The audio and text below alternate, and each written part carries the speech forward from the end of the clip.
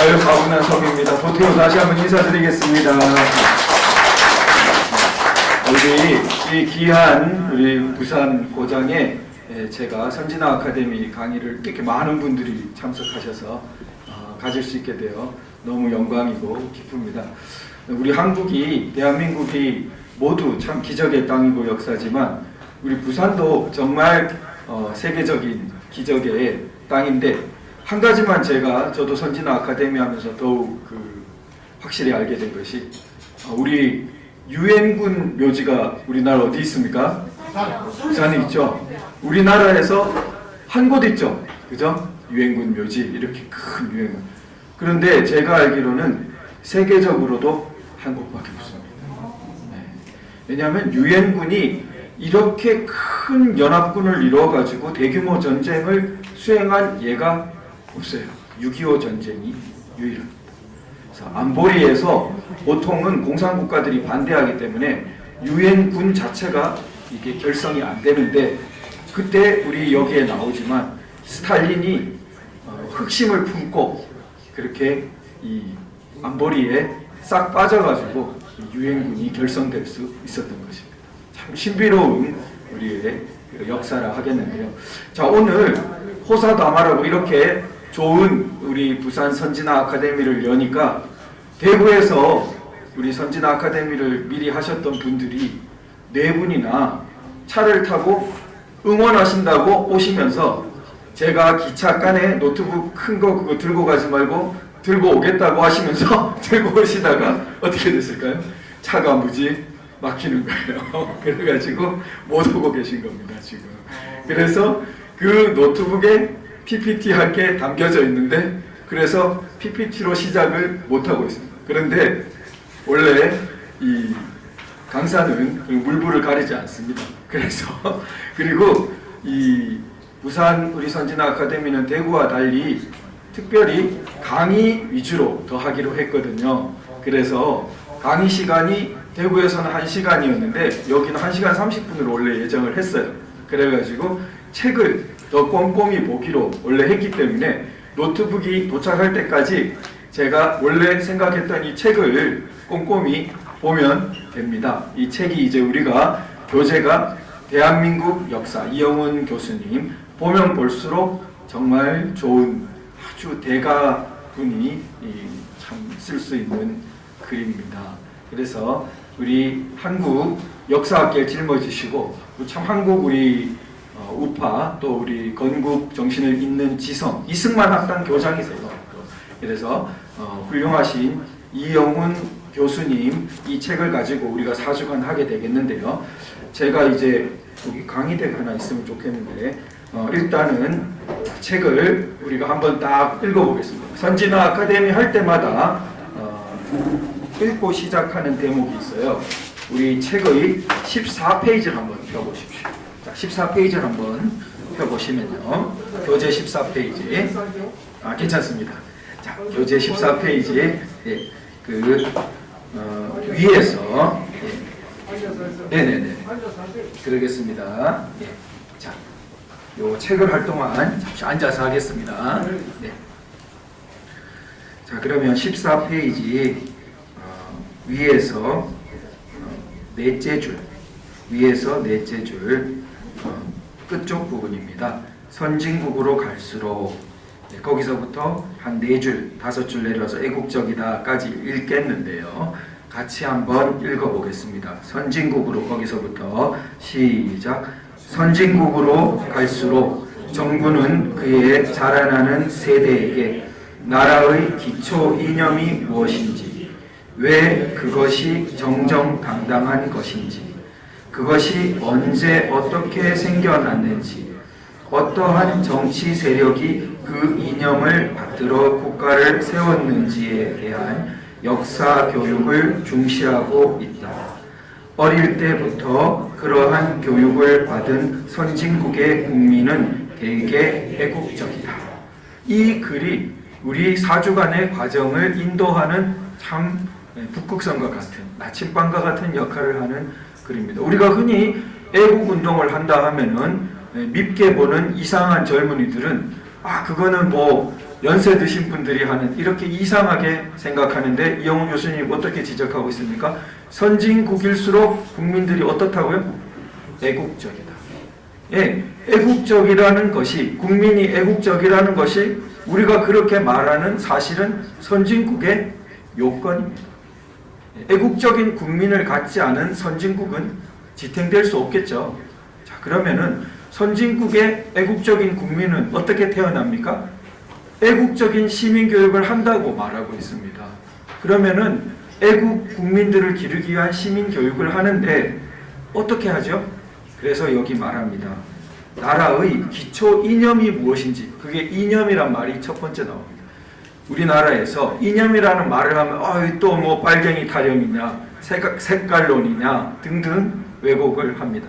그런데 선진국으로 나아가려고 할 때 뭐가 문제됩니까? 이념이 문제됩니다. 나라의 본질은 이념이다 라고까지 이영훈 교수님 이 책에서 말하고 있습니다. 그러니까 어떤 나라, 국가라는 것은 우리가 이제 흔히 헌법이라고 하죠. 헌법 없이 근대 국가는 없습니다. 나라의 근본 규범, 가장 상위 규범을 성문 헌법으로 정하고 있죠. 성문 헌법의 가장 핵심은 뭐겠습니까? 그럼 바로 이념입니다. 그 나라의 근본 이념. 그래서 그 기초 이념이 무엇인지, 그리고 그것의 정당성. 이게 왜 정당한가? 그 나라의 본질의 이념이 정당해야 그 나라를 지키고 싶겠죠. 그래서 그 정당성, 또 그것의 연원을 가르칩니다. 이게 하늘에서 떨어진 게 아니라 사실은 수많은 희생과 얼마나 사람들의 각고의 노력에 의해서 이게 우리나라의 정당한 이념으로 자리 잡은 것인지, 그 연원을 언제 어떻게 어떠한 정치 세력이 어떻게 만들었는지 세웠는지를 가르친다. 그래서 애국적이다. 우리는 뭘 합니까? 그래서 이 책을 공부하는 것입니다. 그래서 이 책을 공부할 뿐만 아니라 전하는 겁니다. 저도 이영훈 교수님으로부터 전해받았고, 그래서 저도 전하고, 여러분도 혼자만 받지 마시고 이 빛을 받아가지고 어찌해야 됩니까? 전해야죠. 전해서 우리 국민이 모두 이 나라의 기본 이념의 정당성을 더욱 잘 알수록 우리나라가 어떻게 되겠습니까? 선진국으로 다가가는 것이 될 것입니다. 그러한 본질적인 노력을 하지 않고서는 선진국이 될 수가 없죠. 이 말을 뒤집어 보면 선진국의 애국 국민이 나올 수가 없기 때문에. 자, 그리고 제가 다시 한번 페이지를 말씀드리겠는데, 이번엔 한참 끝으로 가보겠습니다. 428페이지를 가보겠습니다. 428페이지는 표시해 놓으시면 좋아요. 428페이지부터 한 10페이지 정도가 있는데요. 이 438페이지까지 이 11페이지가 이 책의 결론부입니다. 그 뒤에 있는 북한 역사는 부록 같은 성격이거든요. 우리 대한민국 역사를 주로 쓰고 북한 역사는 그냥 부록 같은 거로 붙어 있는 거라고 보시면 됩니다.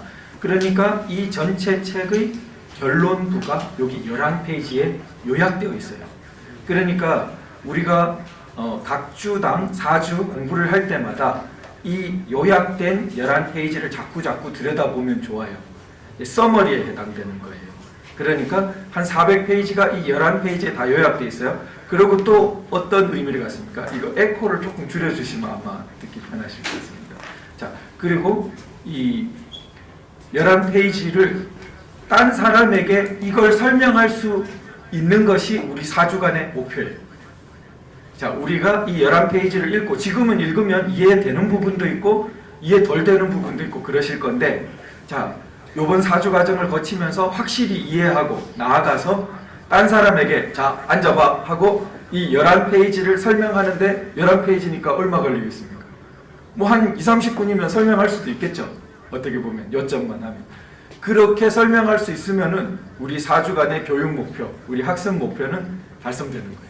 그래서 이 11페이지를 가지고 자꾸 전파하면 됩니다. 자녀도 전파하고 이웃에도 전파하고. 그러면 오늘 1주가 몇 페이지까지냐? 한 3페이지 반, 그러니까 2페이지 반 정도가 오늘 다룰 내용이에요.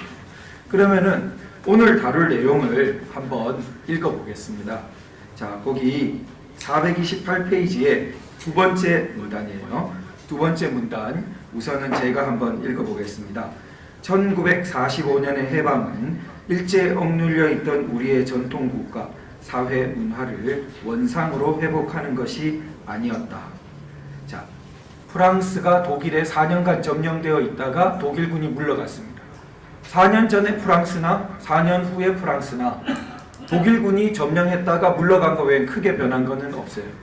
그런데 우리가 일제 36년 혹은 그 이토 히로부미 왔던 그 1905년부터 한 40년 생각하면 그 이전의 조선 사회하고 40년 이후에 해방을 맞았을 때 대한민국 그 우리 한반도는 완전히 다른 사회가 되어 있었습니다. 그걸 말하는 겁니다.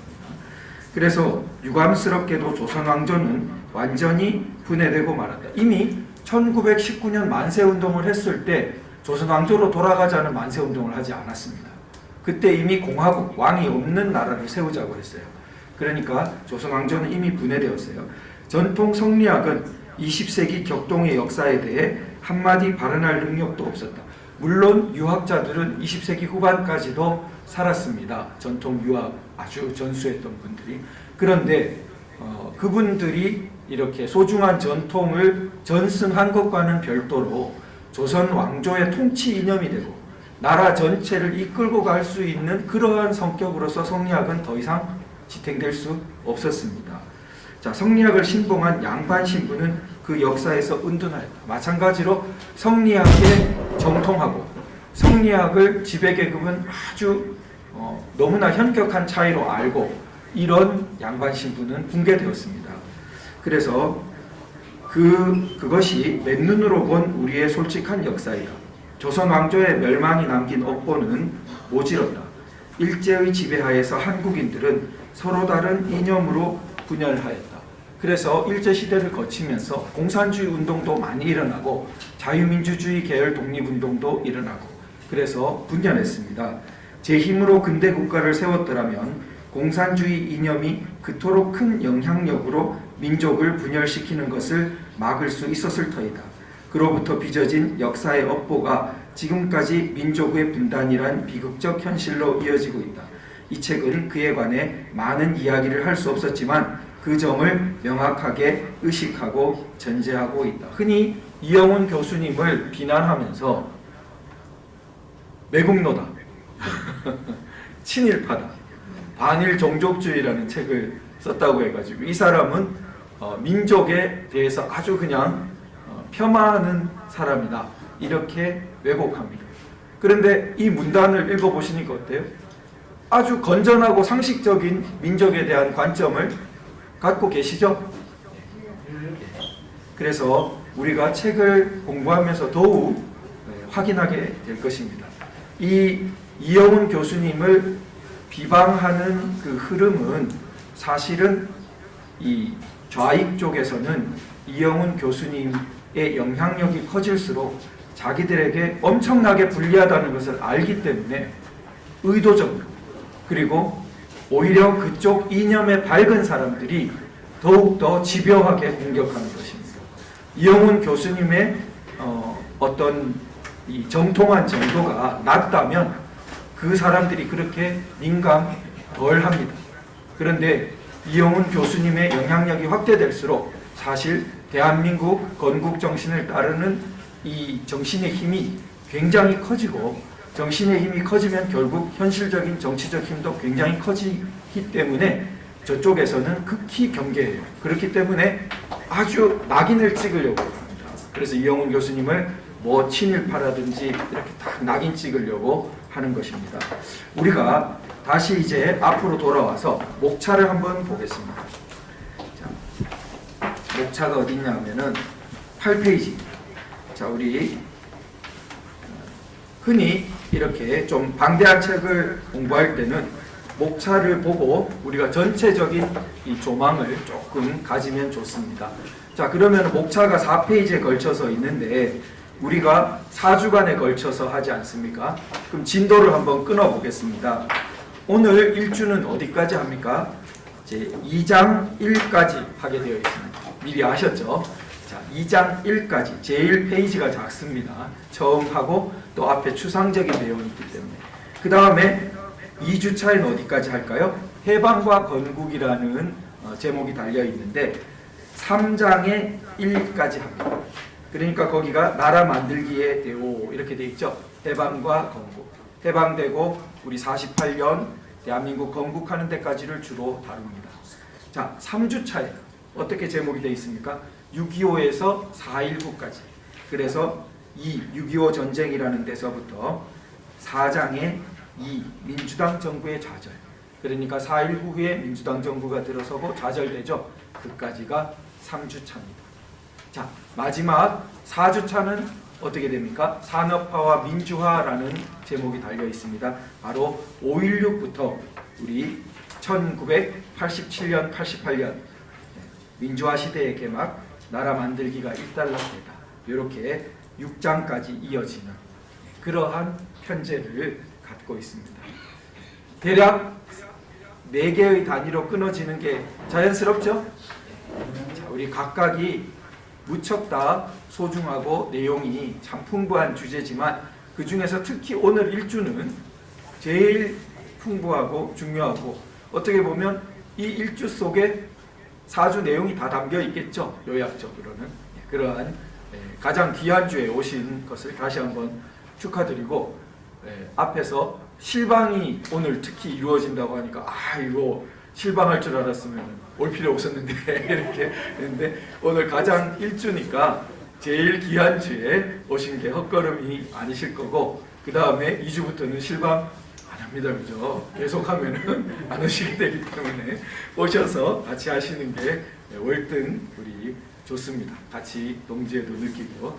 자, 그러면은 우리 민족이라는 게 월드컵 시즌이었어요. 그래서 오늘 새벽까지 브라질이 너무 넘기 힘든 벽이라고 했지만 포르투갈전 이럴 때 또 많은 분들이 열광하고 다리 사이로 멋진 패스 그랬는데 이 월드컵 이야기가 이 책에도 나옵니다.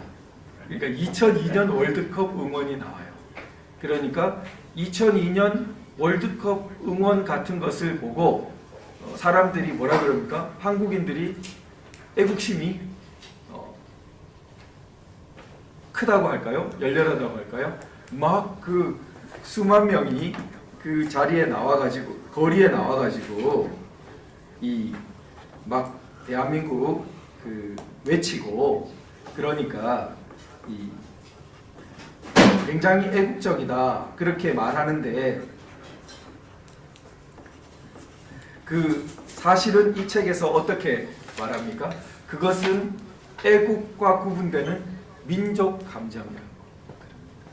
그러니까 우리가 이 타민족하고 이제 축구 시합 같은 거 할 때 그러니까 내가 속한 집단 우리 민족이 이겨라 이런 식의 민족 감정 거기에는 뭐가 빠져 있습니까? 이념이 빠져 있죠. 그러니까 이 나라가 우리나라 이념은 뭐죠? 한마디로 자유민주주의죠. 네. 자유민주주의 이념이라는 것이 빠져 있는 채로 이제 막 대한민국 응원을 하게 됩니다. 민족 감정. 그러면은 우리 민족 감정은 자유민주주의라는 이념보다 앞서면 어떻게 됩니까? 이 책에서 강조하는 것이 만약 자유민주주의를 주로 하지 않고 민족 감정이 앞서게 되면 모든 것이 이제 뒤죽박죽이 되는 겁니다. 왜냐하면 민족 감정은 이념적 방향성을 가진 것이 아니기 때문에 이리로 갈 수도 있고 저리로 갈 수도 있어요.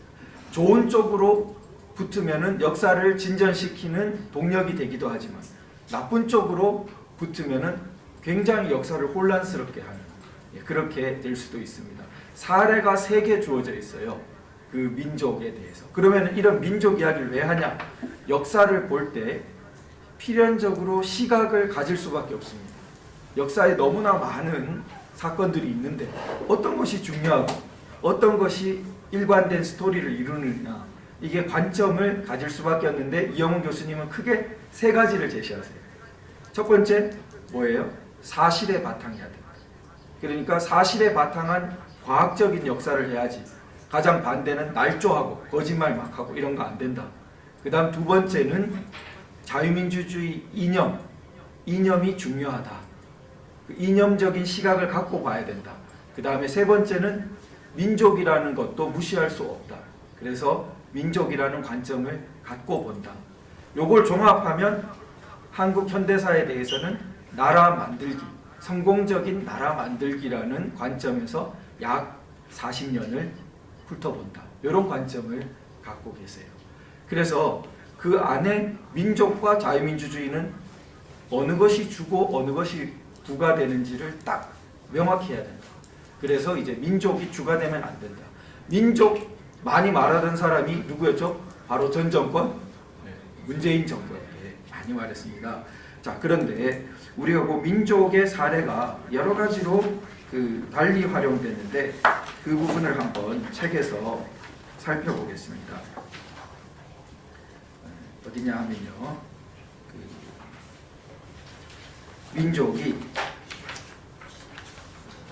첫 번째로, 자, 이게 28페이지 이제 곧 PPT가 나오겠습니다. 28페이지에 중간에 있는 문단입니다. 세 번째라고 해야 될까요? 두 번째라고 해야 될까요? 거기 중간에 문단의 셋째 줄입니다. 셋째 줄에는 신탁통치라는 표현이 나와요. 그 신탁통치에 대해서 우리 유명한 이승만 대통령이 무슨 운동을 했습니까? 반탁운동, 신탁통치에 반대하는 운동을 했지요. 자, 한편 좌익은 어떻게 했습니까? 신탁통치 찬성한다라고 말하는 게 껄끄러우니까 그걸 모스크바 3상 협정을 지지한다 이렇게 표현을 바꿔가지고 내용상은 같습니다. 신탁통치를 하도록 한 것이 모스크바 3상 협정이기 때문에, 3상 회의이기 때문에 그렇게 해방 공간에서 대립했습니다. 그런데 반탁운동이 결과적으로 엄청나게 성공을 거두었죠. 막 일제로부터 해방되었는데 다시 신탁통치를 받는다는 것이 민족 감정에 어떻습니까? 배치되죠. 민족 감정입니다. 항상 민족은 민족 감정에 굉장히 거슬리기 때문에 반탁운동이 에너지를 많이 받을 수 있었습니다. 이때 민족 감정은 자유민주주의 대한민국을 세우는데 긍정적인 방향으로 작용을 했죠. 자, 반면 두 번째 사례입니다. 제일 밑에 줄에 5.18이 나와요. 5.18. 그래서 우리가 현대사를 더듬어 보면은 80년대 유독 그때부터 뭐가 득세했습니까? 반미 운동이 그때부터 대중적으로 학생들부터 시작해가지고 부산 미문화원 방화 사건 유명하죠. 예. 그래서 전국적으로 반미 깃발을 올린 부산이 여러모로 이제 하여튼 많은데 그 중에 하나가 또 부산 미문화원 방화 사건. 자, 그러면은 왜 80년대에 이게 반미 선동이죠. 반미 선동을 이 좌익 공산주의자들이 늘 연구하니까 어떻게 틈을 파고들면 되겠다 딱 생각을 했냐 하면은 지휘권이 한미연합사령관 미군에게 있는데 어떻게 광주 군사작전이 가능했냐. 미군이 최소한 묵인하지 않았으면은 어떻게 광주의 군사행동이 가능했겠냐. 이렇게 사람들을 선동해 간 거예요. 그러니까 결국 미군이 죽인 거랑 마찬가지다 이렇게 막 선동한 겁니다. 그래서 미군이 대한민국 양민을 죽였다 이렇게 선동하면서 미군을 몰아내야 된다. 우리는 미군의 점령당에 살고 있었는데 모르고 있었다 이러면서 막 사람들을 선동한 거예요. 자, 이때 사람들이 선동될 수 있는 바탕에는 뭐가 있습니까? 역시 민족 감정이 있습니다. 그들이 선동할 때 외국 군대가 남의 나라에 들어와 가지고 수만 명씩 있는 나라가 세계에 많은 줄 알아 이러면서 막 선동합니다. 그런 나라 몇 개 없어. 그리고 지휘권 외국 군대가 갖고 있는 나라 세계에 몇 개 없어. 민족 감정을 건드립니다. 자, 이렇게 해서 불붙기 시작한 반미 선동은 이후 약 40년간 우리 사회에 아주 고질적인 암적인 이 존재로 커져갔는데 바로 이때도 뭐가 문제가 됐습니까? 민족 감정이 이제는 잘못된 방향으로 문제가 됐지요. 이게 이제 촛불 시위 뭐 등등 다 이렇게 연결됐다고 볼 수 있겠습니다. 자, 그러면은 이제 PPT 되죠? 와이파이가 처음이라서 네. 아, 이제 또 근데 와이파이가 돼야 되는 문제면은 우리 노트북이 가지고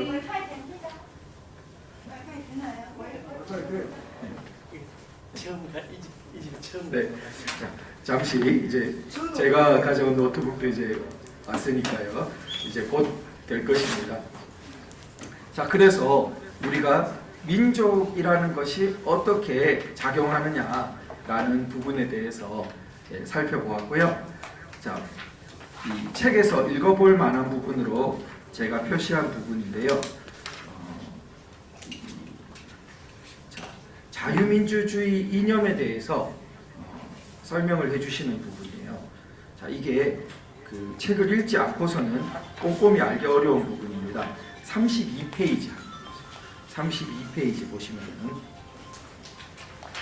자, 32페이지 셋째 줄 보시면은 제가 방금 말씀드린 거를 보실 수 있어요. 거기 이성의 자유이념이 그 부분 같이 한번 읽어보겠습니다. 한 문장이에요. 시작. 이성의 자유이념이 앞장서고 감성의 민족주의가 뒤를 밀면서 함께 나아가야 한다. 누가 이영훈 교수님을 매국노라 그러는 거예요? 반민족적이라고. 여기 지금 감성의 민족주의를 높이 평가하고 있죠. 다만 그게 앞서 나가면 안 된다는 거예요. 앞서 나가는 방향은 이성적인 자유 이념이 방향을 가리켜야 되고, 그러나 그 에너지를 주고 이렇게 감성적인 민족주의가 뒷받침을 해야 된다. 그러니까 한편으로는 자유를 내세우면서 너무 민족 감정의 실체를 이렇게 무시하면은 반발을 살 수 있습니다. 그래서 민족 감정은 워낙 본능적인 거기 때문에 반탁 운동처럼 항상 긍정적으로 활용될 수도 있다는 것을 우리가 잊지 말아야겠습니다. 자, 그런데 문제는 이제 자유민주주의에 더 중요한. 근데 이 자유민주주의라는 것은 동양에서 원래 나왔습니까? 아니면은 서양으로부터 유래됐습니까? 서양으로부터 유래됐죠. 자, 우리 대구에서 오신 분들 박수 한번 칠까요? 네, 대구에서 오신 뒤에 오셨습니다.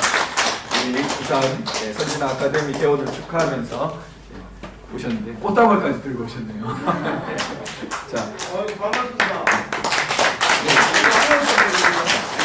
네, 선진아 아카데미 대구의 우리 원우회 회장님이세요. 자, 그러면 거기에 자 32페이지죠 지금.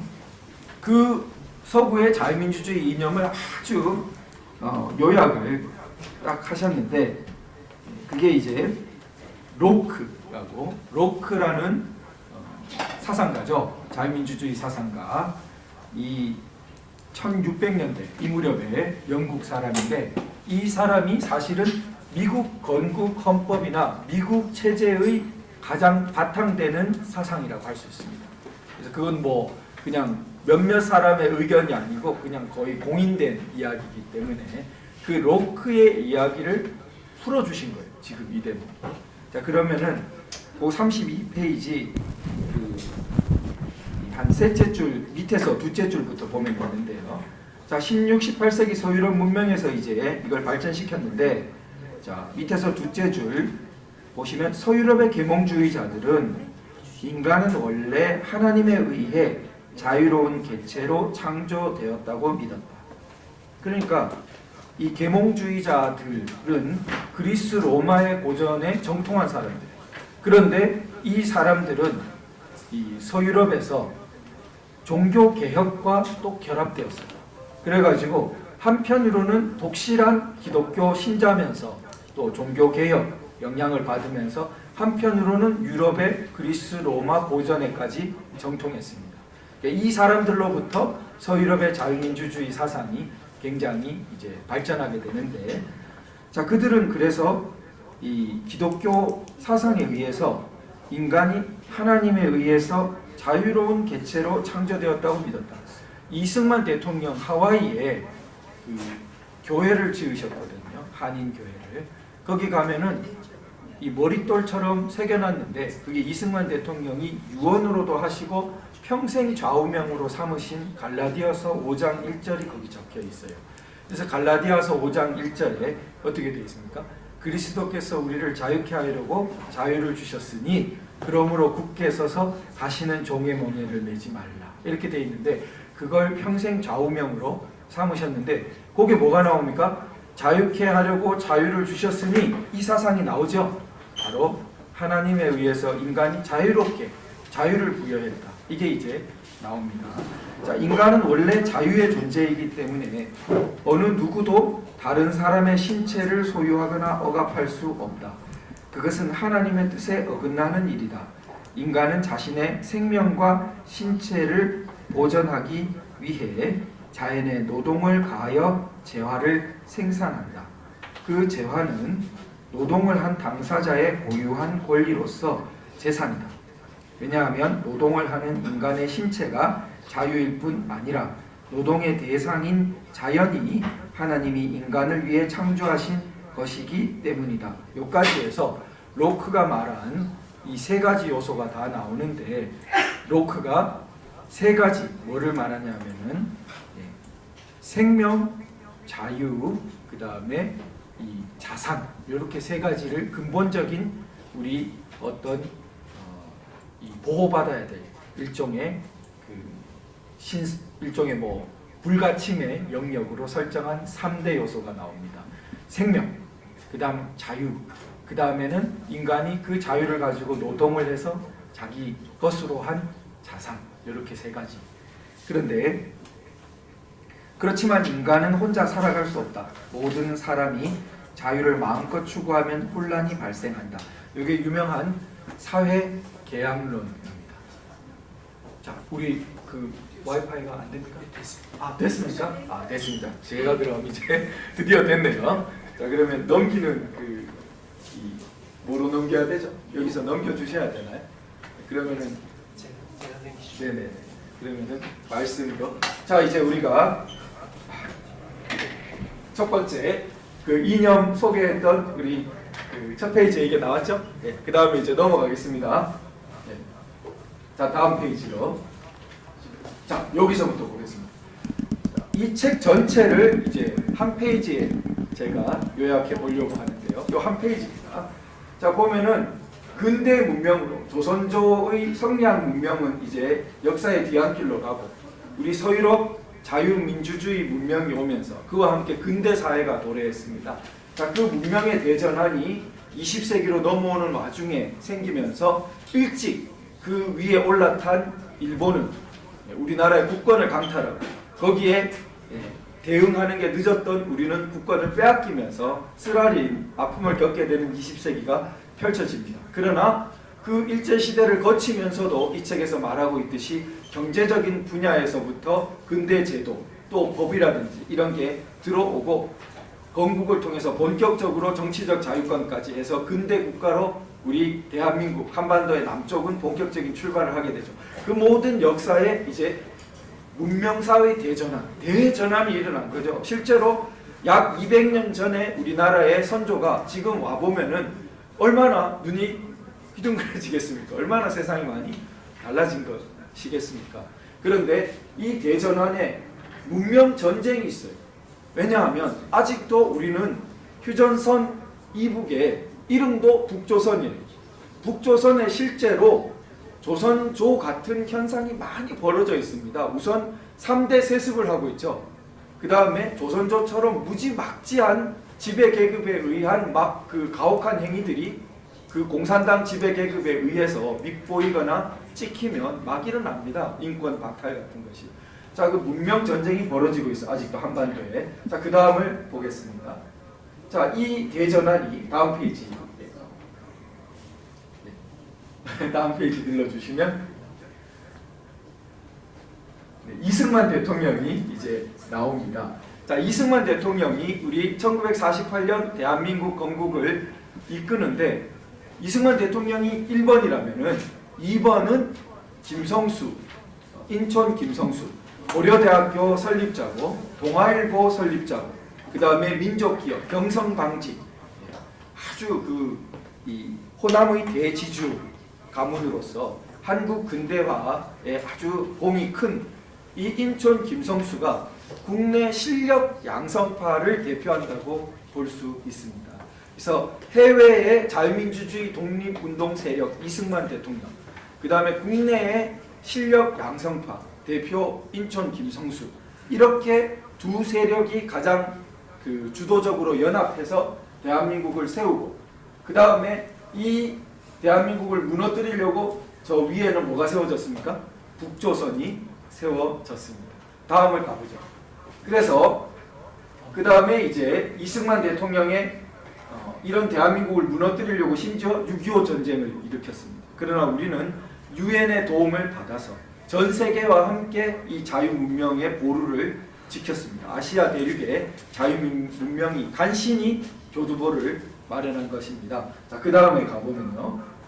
이제 박정희 대통령이 나타나서 아주 세계사에 유례없는 대기적의 성장을 이루면서 이 대한민국을 이제 바톤을 이어받아서 발전시켰습니다. 자, 박정희 대통령이 이렇게 발전시키는 동안 북한은 더 이상 6.25 전쟁식으로 무너뜨릴 수 없다고 생각하고 노선을 바꿨습니다. 어떻게? 그게 바로 남조선 혁명론이에요. 남조선에서 먼저 혁명을 일으켜 가지고 그 정권이 자기들하고 연합해서 한반도를 공산화하겠다라는 식으로 전략을 바꿉니다. 그러니까 뭐가 문제가 되죠? 이 우리 대한민국 내에 끊임없이 북한과 연결되고 북한을 추종하고 이런 사람들이 문제가 되는 것입니다. 북한으로서는, 북조선으로서는 거기에 국가 예산의 뭐 10%를 쓴다고 할 정도로 가난한 북조선이 이 로또처럼 이거 무너뜨리면 다 먹을 수 있으니까 엄청난 공력을 들입니다. 여기 남조선 혁명에. 이게 저 때로부터 지금까지 멈춘 적이 있을까요? 없을까요? 없습니다. 그게 이 문명전쟁의 굉장한 현실이에요. 이게 그런데 우리는 소위 87년 민주화 이후에 좀 잊어먹었어요. 좀 약하게 머릿속에서. 그게 우리 이제 탄핵 사태 때부터 막 나라고 이게 뭐야 하고 뒤집히는 그러한 부분으로 갈 텐데, 자, 이 박정희 대통령에 이어서 박정희 대통령이 갑자기 암살되고 이렇게 돌아가시니까 그 다음에 이제 전두환 대통령이 나오고, 박정희 대통령의 그 60년대와 70년대는 좀 구분됩니다. 특히 72년 10월 유신 이후는 사실 권위주의 체제로 볼 때 상당히 50년대부터 이어진 권위주의 체제에서 봐도 가장 이렇게 권위주의 그 강도가 높았습니다. 그런데 이 책이 이제 왜 그럴 수밖에 없는지를 설명하고 있습니다. 당시 우리가 가장 대표적으로 월남패망이 있어요. 그러니까 당시 우리나라 비슷한 처지에 있던 나라가 막 넘어가는 것을 목격했습니다. 그래서 이게 우리도 아차 하다가는 넘어간다라는 게 있었고, 당시에 이 박정희 대통령이 60년대부터 고도 성장을 해왔는데 그 노선이 만약 70년대에 박정희 대통령은 다시 한번 변신을 또 합니다. 중화공업화로. 사실 그 개발도상국이 중화공업화 할 수 없다고 봤는데 모험을 합니다. 그게 이영훈 교수님은 이 마지막 열차칸에 올라타는 것이라고 멋지게 표현했어요. 우리 그 그림을 그려보세요. 열차가 떠납니다. 그 마지막 열차에 올라탄 사람은 서울도 가지만 우리 부산에서 그 막차예요 거기가. 그러면은 그 막차 떠나고 부산에 홀로 남았어요. 서울 갈 수 있습니까? 없습니까? 서울에 가야 신부를 만나는데 나는 못 가고 간 사람은 만나고 인생이 어떻게 되겠어요? 완전히 이제 극과 극으로 달라진 그 고비가 이 70년대였다고 보는 거예요. 70년대에 박정희 대통령의 중화공업화 노선이 세계가 그때 당시 팽창하는 경제의 마지막 칸에 우리가 올라탔기 때문에 그 다음에 뭐가 가능했죠? 삼성의 신화, 반도체의 신화, 오늘날 글로벌 대한민국 이 산업국가가 가능했다고. 이분 전공이 보통 역사가 아니고 무슨, 혹시 아시는 분 무슨 역사 전공이죠? 이분이? 이영훈? 원래 경제사입니다. 경제학과 교수님, 서울대 경제학과. 경제사 전공이에요. 그러니까 가장 전문가의 시각에서 저 때가 얼마나 아슬아슬한 때였는가를 이렇게 그래서 이 10월 유신이라는 게 복합적으로 그게 이제 들어있는 것입니다. 자, 그거 우리가 더 상세히 앞으로 보겠고요. 그때 이제 이런 게 전개되니까 누가 나타납니까? 소위 민주화라는 기치를 내걸고 YSDJ 이렇게 60년대, 70년대 막 나타나게 됩니다. 일부러 위치가 김영삼 대통령은 약간 이쪽에 있고 김대중 대통령은 약간 이쪽에 있어요. 의미가 있겠어요, 없겠어요? 네, 이쪽에 가면 이쪽에 또 어디 파란 이쪽 있죠? 의미가 좀 있어요, 이게. 그래서 같이 민주화를 외쳤지만 민주화는 자유민주화일 수도 있고 그냥 민주주의 그러면 인민민주주의로 돼버리고 북조선도 뭐라 그래요? 조선 민주주의 인민공화국 지도 민주주의라고 그래요. 민주주의란 말은 굉장히 혼란스러울 수가 있습니다. 자, 그런데 자, 그 다음에 이제 가보죠. 자, 87년 헌법으로 서구적인 이제 민주화 체제를 우리도 갖추게 됩니다. 더 이상 권위주의 체제가 아닌 체제가 되었어요. 그런데 우리가 이제 남조선 혁명, 반인도 범죄 체제, 북한이 이 더욱 끔찍한 체제로 그 뒤로 변해갔단 말이에요. 수백만을 굶어 죽이고. 자, 이런 사람들의 흐름이 끝나지 않았는데 우리는 그게 마치 다 없어진 것처럼 살았단 말이에요. 대부분. 그러니까 누가 나타났습니까? 갑자기? 이 파란 하늘색 글씨로 되어 있는 누가 나타났어요? 문재인. 그 다음에 이어가다가 또 누가 나타났어요? 이재명. 문재인, 이재명도 요 순서가 이재명이 조금 더 이쪽 편으로 가 있죠. 네, 이게 다 의미가 있습니다. 네. 그래서 이 김대중 여기 전 대통령보다 문재인 더 이쪽으로 가 있죠. 네. 지금 이재명쯤에 이르면 어떻습니까? 거의 지금 여기 이쪽인지 분간이 안 되는 수준으로 지금 가 있습니다. 그런데 이 문명 전쟁은 계속 되고 있단 말이죠. 그래서 전쟁에서 이겨야겠죠. 우리 자유가 승리해야겠습니다. 그래서 근데 어떻게 승리하죠? 우리 책에 아까 처음 읽었을 때 이념을 모르면 승리할 수가 없죠. 또 그 이념의 정당성과 그게 역사가 흘러온 걸 모르면 승리할 수가 없습니다. 애국적으로 일깨울 수가 없어요. 젊은 세대를 깨울 수가 없습니다. 자, 그래서 우리가 오늘 이제 수업을 우리 학습을 합니다. 그 다음 가보죠. 자, 우리 첫째, 그래서 독립 세력 중에 국내 실력 양성파와 미국 자유민주 세력이 건국을 주도했다. 크게 이제 네 가지 주제로 오늘 시간을 살펴볼 텐데 첫 번째 주제입니다. 8시까지 수업할 거니까 우리 지금 한 40분 남았어요. 그리고 약 5분에서 10분 쉬고 그 다음에 질의응답을 20분 가지겠습니다. 자, 그럼 가보겠습니다. 자, 이 주제를 조금 더 상세히 살펴보겠습니다. 다음 페이지요. 자, 우리 그림으로 보면은 하와이 완전히 그 독립운동의 기지였습니다. 하와이에 사탕수수 노동자로 간 분들이 막 돈을 내 가지고 미주 전체 한 1만 명 있었는데 한 7천 명, 가장 많은 수가 하와이 사셨는데 이분들이 이승만 대통령을 이제 리더십을 따라 대한민국 독립운동에 참 기지를 이루어 주셨어요. 그런데 이승만 대통령은 거기서 그분들이 고맙게 했어요. 왜냐하면 사탕수수 노동자로 가서 뭐가 걱정이겠습니까? 자녀를 교육할 수가 없죠. 제대로 차별받고. 그런데 이승만 대통령은 당시 미국에서 봤을 때 하와이 전체에서 아마 최고의 고학력자일 거예요. 하버드 석사, 프린스턴대 박사, 소위 오늘날도 와하는 미국 최고의 아이비리그 박사예요. 그러니까 그 당시 하와이 최고의 지성인이 학교를 세워가지고 한국 이 노동자들, 사탕수수 이민자들 자녀를 받아서 가르쳐 준 거예요. 기숙학교. 그러니까 이승만 대통령의 그 일종의 독립운동이자 실력 양성이었고 국내에서는 이제 무실력행 유명한 안창호, 도산 안창호, 그 다음에 도산 안창호 선생의 어떤 정신을 따라서 김성수, 또 우리 기독교인인 조만식 이런 분들이 아주 대표적인 실력 양성파, 독립운동, 이 두 세력이 대한민국의 양대 기둥으로 이제 세운 겁니다. 그런데 김구 선생이 저 밑에 있어요. 사실은 김구 선생도 큰 활약을 했었는데 마지막에 남북 협상한다고 가가지고 막 그 김일성에게 이용된 그 부분 때문에 이제 그 중요성이 좀 깎입니다. 그 다음에 그 위에 보면 조소왕이라는 분이 있는데 이분은 사실은 헌법 전공자예요. 그래서 건국 헌법에 많은 영향을 준 분인데 오늘날로 보면은 사회민주주의자에 가까워. 유럽식 사회민주주의. 뭐 독일 같으면 사회민주당 이런 거 있죠. 스웨덴에 있는 사회민주당 그런 계열이에요. 근데 이 분은 공산주의자가 아니에요.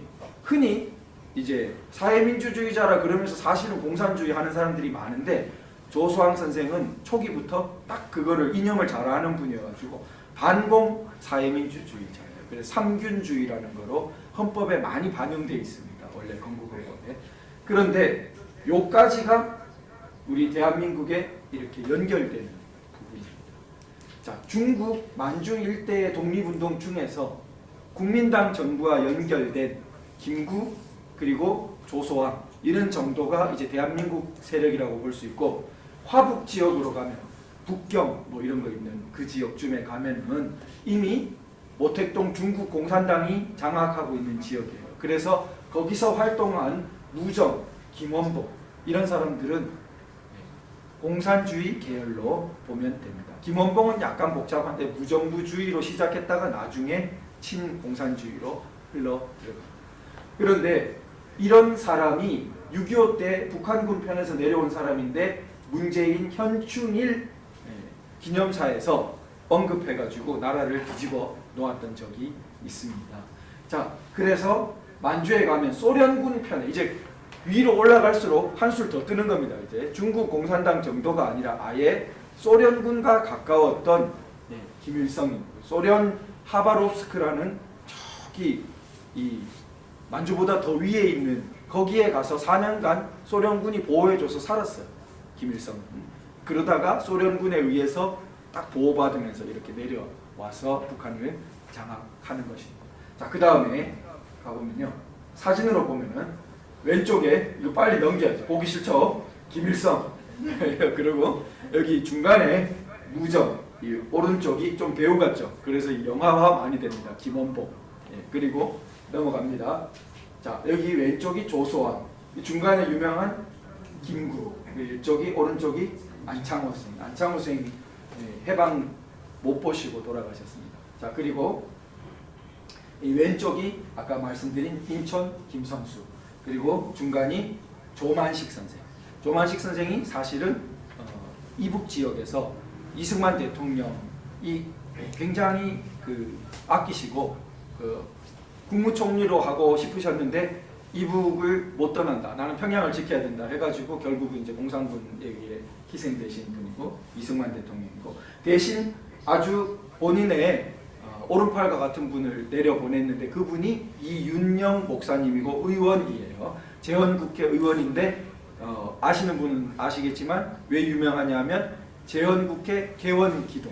그러니까 우리 속기록에 처음 기도로 시작됐죠. 이승만 대통령이 기도를 해야 된다 해가지고 그때 기도하신 분이 바로 조만식 선생의 오른팔과 같은 목사님 이윤영 목사님 의원님에 의해서 그 기도가 이루어집니다. 자, 그 다음에 가보면은요.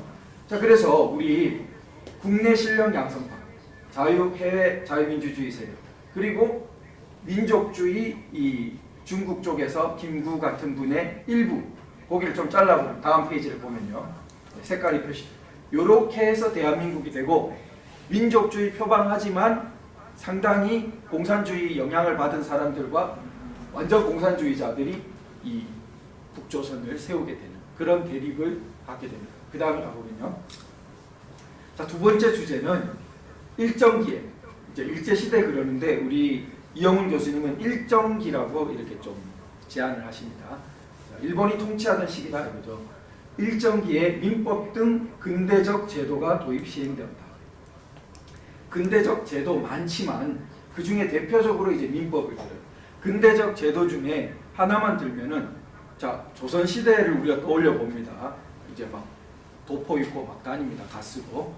그런데 1910년대가 돼 일정기가 됐어요. 일본이 들어왔어요. 새로운 직업으로 뭐가 생겼냐? 보험 판매원이 생겼어요. 보험 설계사. 우리 오늘날 보험 설계사 분들 우리 익숙하죠? 근데 1910년대를 생각해요. 얼마나 새로운 겁니까? 근데 그게 들어오는 겁니다. 이 들어오는 새로운 게 이루 말할 수 없이 많죠. 자, 그래서 그 중에 민법을 왜 강조했을까? 일단 봅니다. 자, 이 민법 설명은 조금 이따 하죠. 우리 그 일본이 얼마나 이 승승장구했느냐인데요. 자, 41년 이 하와이 진주만 침공해서 그 다음 해에 미드웨이 해전에서 패배할 때까지 약 한 70년간, 그러니까 우리 이 을사조약 하기 전에부터 시작해서 자기들 명치 유신부터 러일 전쟁에서 이기고, 처음에 청일 전쟁에서 이기죠. 러일 전쟁에서 이기고 약 70년간 일본은 거의 패배를 몰랐습니다. 그래서 70년간 엄청나게 확장합니다. 그 다음을 볼까요? 이게 그래서 최대 판도에 도달한 일본의 그 모습입니다. 자, 이 정도까지 갔는데 그러면은 이런 시대를 살았던 분들의 감각을 한번 생각해 보죠. 태어났을 때부터 일본은 막 강성해가지고 몇십 년을 계속 이깁니다. 도대체 이 일본을 우리가 이기고 우리나라를 되찾을 수 있을까? 정말 암담한 생각을 많이 했을 거예요. 그런데 오늘날의 잣대를 가지고 그 당시에 살았던 분들의 그 행동을 너 친일했다, 뭐 이런 식으로 쉽게 그렇게 평가할 수 있겠느냐를 우리가 한번 생각해 봐야겠죠. 그런데 어쨌든 그런 와중에도 독립운동을 해가지고 대한민국을 세우고 이걸 한 분들은 더욱 놀라운 거죠. 자, 그런데 이런 일본에서 그 다음을 보면은 변화를 보면요, 민법 1조가 이렇게 노랗게 표시되어 있어요. 이 민법 1조가 한번 같이 읽어볼까요? 시작. 사건의 향유는 출생으로부터 시작한다. 이 사건이라는 게 사적인 권리, 즉 재산적인 권리, 상속에 따른 권리, 민법이 다루고 있는 그 권리를 말합니다. 오늘날 일상생활에서 제일 문제가 되는 뭐 부동산 소유하고 장사해서 내가 가지고 이런 거 상속받고 이런 권리는 제한이 있습니까? 없습니까? 제한이 없어요. 누구나 여기 땅에서 출생하면은 사건을 가진다고. 그러면 그 전 사회는 어땠습니까? 그 전 사회는 신분사회. 그러니까 양반이 다르고 중인 계급이 다르고 상민 다르고 노비 계급이 다르고 다 자기가 어디까지 할 수 있고 뭐 이런 게 엄청나게 차이가 나 있는데 이 근대적인 제도가 도입되면서 그게 무너진 겁니다. 그래서 우리가 자체적으로 이까지 가면 좋았겠지만 우리는 이제 그까지 사실은 이승만 대통령이 청년 시절에 그런 운동하다가 무기수로 감옥에 갇힌 겁니다. 자, 그런 자체 개혁에 실패하고 그 다음에 일본에 의해서 이게 이제 들어오게 됩니다. 그러한 근대적인 어떤 기본적인 권리의 평등 같은 것이 들어오게 됩니다. 자, 이렇게 일본이 그러면은 들어왔다는 것은 그냥 팩트예요. 사실이에요. 그러니까 이거를 날조하면 안 돼요. 안 되지만 그거를 해석할 때 너 일본을 그러면은 찬양하는 거냐? 그래서 이영 교수님 욕할 때 식민지 근대화론 이렇게 또 욕을 하는데 식민지 근대화론이라는 것을 욕으로 써요. 그 사람들이. 그러니까 그 비난을 하는 사람들은 뭐라고 왜곡하냐면은 식민지가 좋은 거다. 왜냐하면 그걸 통해서 근대화됐으니까. 이영훈 교수는 그렇게 말한 적 없어요. 이 책을 읽어보신 분은 압니다. 바로 어떻게 써져 있냐면은 일본이 우리 한반도를 영구적으로 병합하려고 했기 때문에 이런 일을 벌였다라고 쓰고 있거든요. 영구적으로 이 땅을 지배하고 싶었기 때문에 여기를 근대적 제도를 넣었다고 그랬어요. 오히려 식민지 근대화론자라고 비난하는 사람들이 거짓말하고 있는 거죠. 완전히 반대로 비난하고 있는 겁니다. 식민지가 되어서 근대화되니까 얼마나 좋았냐. 이영훈 교수님은 완전히 반대로 근대화가 왜 생겼냐. 일본이 한반도를 완전히 영구히 지배하려고. 영구히 지배하려면 왜 근대화를 해야 되냐.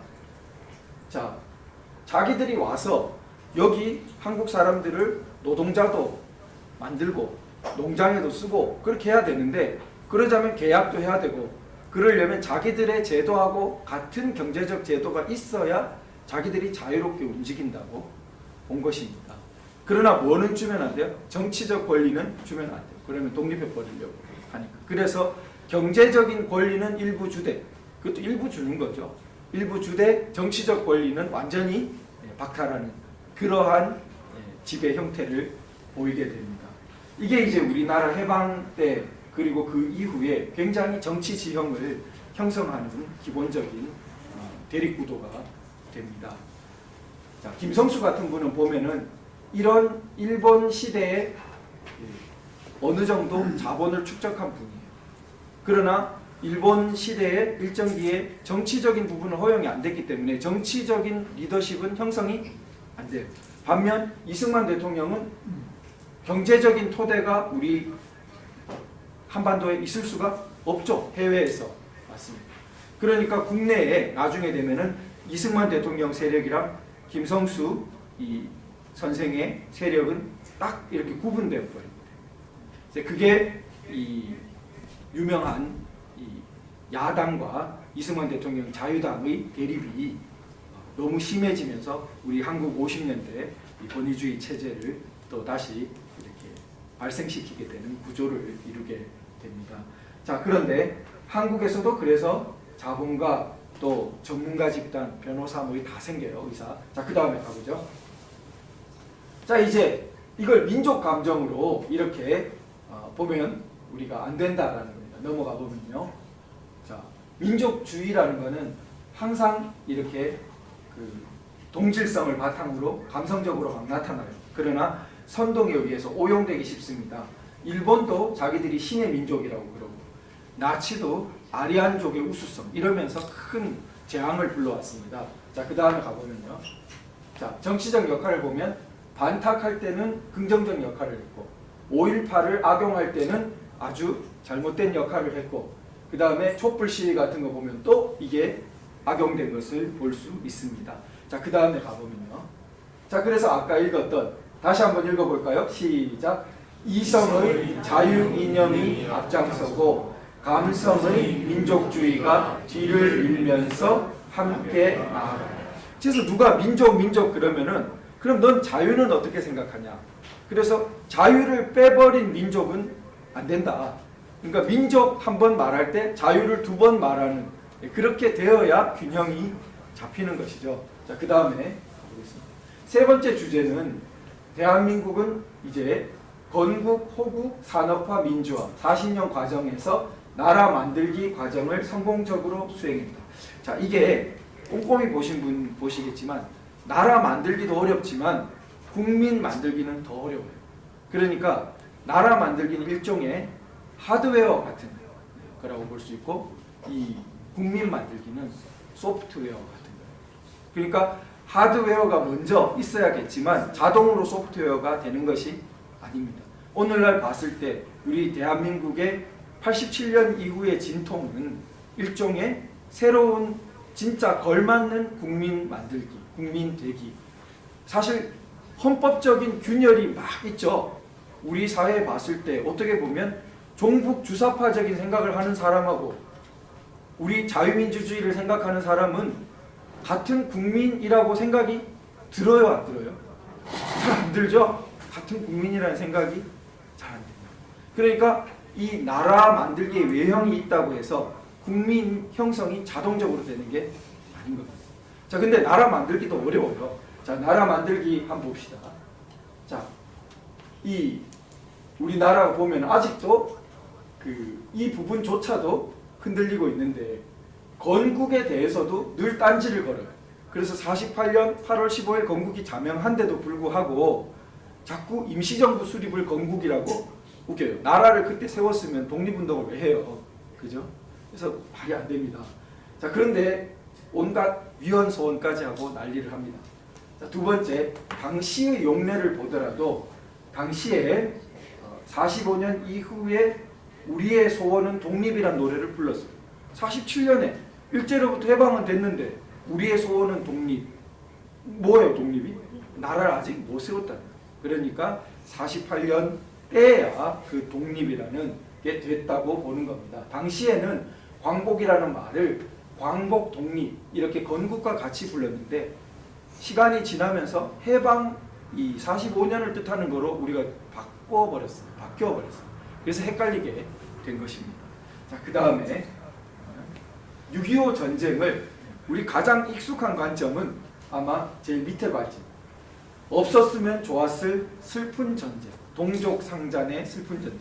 저 때만 해도 늘 저렇게 듣고 많은 분들이 그냥 가장 익숙한 프레임이 저거일 겁니다. 그런데 사실은 자유민주주의 관점에서는 어떻습니까? 공산주의 세력이 자유민주주의 체제를 무너뜨리려고 했는데 전 세계와 함께 이것을 방어해가지고 자유와 인권을 지킨 전쟁이죠. 이렇게 안 가르쳤다는 거예요. 그러니까 6.25라는 거대한 그 수백만이 희생된 사건에서 우리의 어떤 틀이 굉장히 이렇게 연약했다. 이렇게 연약하니까 거꾸로 자유민주주의 관점을 가지기는커녕 반대로 뭐가 득세했습니까? 민족해방전쟁이라는 거꾸로 공산주의 관점이 득세했다. 그래서 철 모르는 젊은이들을 막 80년대부터 6.25는 민족해방전쟁, 민족이라는 거 앞세워가지고 저기는 자기들도 중공군 왔으면서 여기는 외국, 미국 앞제비였고 우리가 민족, 국가를 수립하기 위해서 싸웠던 거야.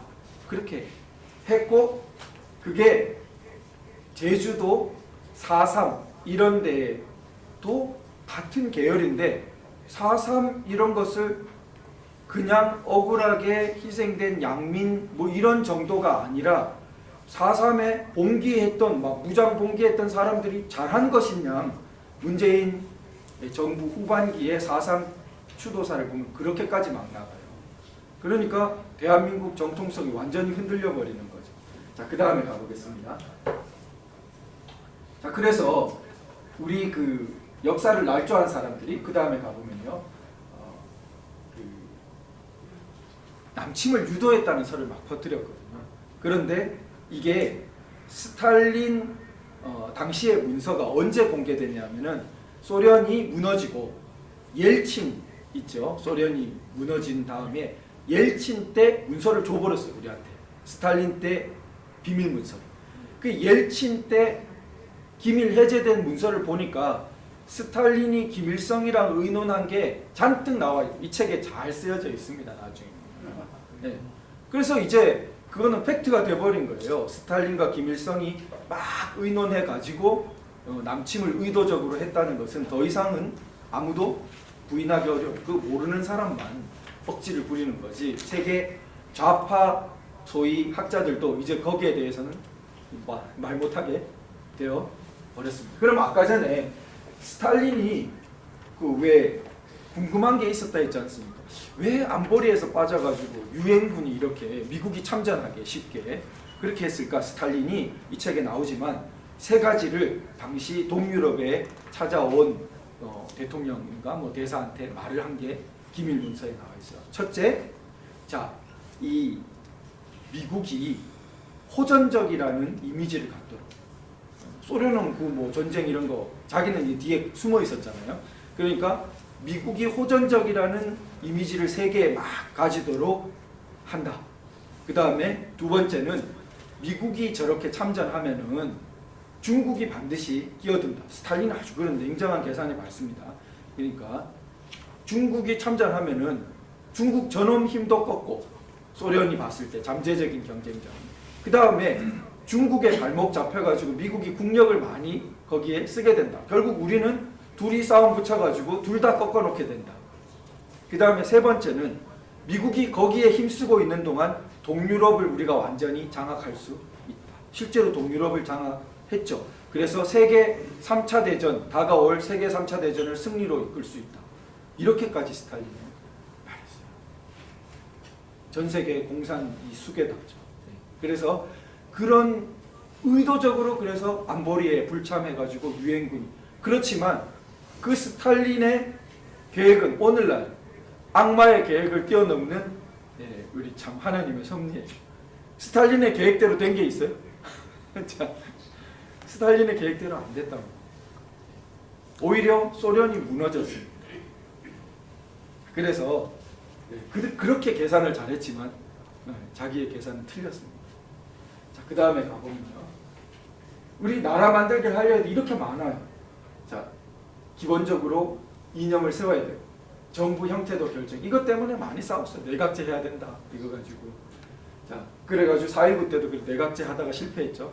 그 다음에 없던 관료제를 만들어내야 되니까 일정기에 그 관료로 있던 사람들을 쓸 수밖에 없었어요. 이것 가지고 두고 이제 친일 그거라고 욕을 먹게 됐습니다. 그러나 이거를 안 쓰면 어떻게 될까요? 안 쓰면 소비에트가 되는 거예요. 만약에 일제시대에 있던 그 사람들 라인을 활용하지 않으면 당시 하부에 공산주의자들이 제일 조직화되어 있었는데 그거를 주민자치위원회 이런 식으로 해가지고 맡겼으면 어떻게 되겠습니까? 기초에서부터 다 공산화되는 거죠. 그 다음에 상비군 육성, 이것도 어려웠어요. 군대 의도적으로 공산분자들이 침투해가지고 나중에 여순 반란까지 일으키고 그래서 군 내에 숙정을 대규모로 하지 않았으면은 6.25 때 다 먹힐 판이에요. 자, 이게 다 하나하나가 쉬운 게 아니에요. 그 다음 경제개발, 박정희 대통령 같은 그런 경제개발이 없었으면은 그냥 지금도 지지리 궁상으로 이렇게 있을. 자, 그 다음에 그 민주화가 어디 있겠습니까? 그 다음에 그런 경제력도 없으면 복지제도는 꿈이나 꾸겠어요. 그런데 이런 것들이 다 나라 만들기 하드웨어의 기본인데 이거 하기도 어려운데 40년에 기적적으로 한 것입니다. 그 다음에 자, 그래서 우리가 이제 마지막 네 번째 주제인데요. 우리 대한민국의 체제를 보면은 이게 미국은 어디서 왔냐? 미국은 영국에서 왔습니다. 그래서 영국, 미국, 대한민국 이렇게 이어지는 라인이 있고 북한 공산주의 어디서 왔죠? 소련이 기일상 데려왔죠. 소련은 어디서 왔나? 유럽에서 보면은 프랑스 혁명 중에 아주 과격 급진 노선이 이 소련 혁명의 바탕이 됩니다. 러시아 혁명. 그러니까 프랑스, 러시아, 북한. 이 지도가 딱 나와요. 그래서 우리 그 두 개가 대립하는데 이영훈 교수님은 점진적인 걸 강조합니다. 이 대한민국의 문명은 점진적인 자유문명은 이 급격한 단절이 아니에요. 점진적이에요. 점진적이기 때문에 일정기의 제도도 단절시키지 않고 쓸 거는 쓰고 활용할 건 활용했기 때문에 우리 제도가 자유가 파괴되지 않습니다. 만일 친일파 처단한다면서 북조선처럼 그냥 확 쓸어버리면은 사실은 어떻게 될까요? 친일파라는 것만이 아니라 뭐가 다 없어져. 근대 문명이 다 없어져. 실제로 그렇게 됐습니다. 자, 그리고 우리가 87년 때도 노태우 대통령이 돼요. 그러니까 우리가 걸어온 길을 보면은 대한민국은 기적적으로 점진적인 변화를 이렇게 걸어옵니다. 전두환 대통령에서 노태우 대통령, 그 다음에 3당 합당한 김영삼 대통령, 그 다음에서야 김대중 대통령. 만약에 이 순서가 달리 갔다고 80년에 김대중 대통령입니다. 87년에 됐다. 나라가 어떻게 갔을까? 자, 이게 점진적인 이 자유문명의 노선이 있었고 이 북한 이쪽으로는 완전히 전복적인. 근데 당시에는 뭔가 기술력이 소련도 있는 것 같았지만 냉정히 보면은 본질적으로는 그게 기술만 있지 야만이에요. 진정한 문명이 역사에 보면은 기술만 있고 아주 높은 문명에 도달하지 못한 게 있습니다. 실제로 소련 공산주의가 그랬고 옛날에 보면은 몽골이 중국까지 지배했지 않습니까? 원나라로. 그러나 이 몽골이 과연 아주 뭐 이후에 1000년을 지배할 수 있는 문명이 발달했냐? 그거는 아니었다. 그러니까 끝나죠. 자, 그 다음 가보겠습니다. 자, 이렇게 우리가 대립을 하는데, 자, 소련은 사실 얄밉게 끼어들어가지고 분할 점령을 하게 되죠. 미국이 그 일본의 전력을 도대체 이게 너무 강한 저항을 하니까 소련을 협조를 구해가지고 이렇게 됐죠. 자, 그 다음에 가보면요. 자, 그래서 영국에서 미국으로, 그 다음에 대한민국으로 오는 지도입니다. 가보면, 다시 가봅니다.